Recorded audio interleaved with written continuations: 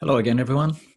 Today in this series on addiction, I'd like to talk about reasons to quit. As you've seen in the stages of change or the wheel of change model, until we get to that tipping point, we're quite happy to ignore our problem or make excuses for it. But sooner or later, there comes a point that we need to face reality. Many of us, before we get to that stage, we're well aware of the impact it may be having, depending on what the addictive behavior is. It may impact our health, our relationships, finance, etc. But normally there's a tipping point.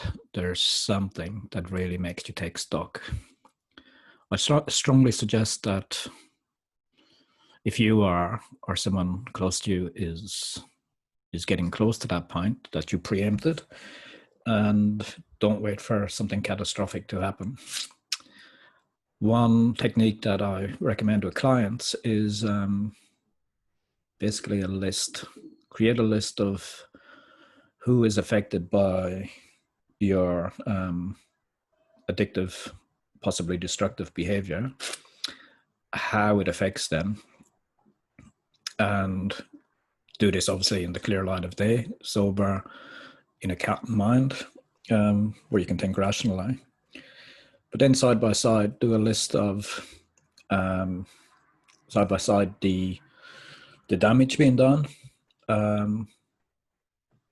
List your perceived pleasures from this illusory behavior that promises you all these rewards. Compare the two, and basically at that stage, take a good hard look and say, well, is it really worth it? Are these perceived rewards more important to me than these people that are being damaged by my behavior? From there, I would strongly suggest you look to the future. What are your hopes and dreams? And go back to that list of damage and ask yourself, how realistic is it to actually achieve those dreams? If you don't like the answer, well, it's good news in a sense. You're at that tipping point, but you're aware of it. You're literally at a crossroads in life. Now you get to choose. Do you choose the high road and pursue those dreams? Or do you continue down the low road? It's up to you.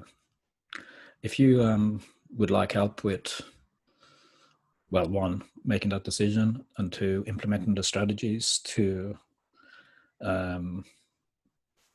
get off of that wheel of addiction and relapse, etc., feel free to talk anytime.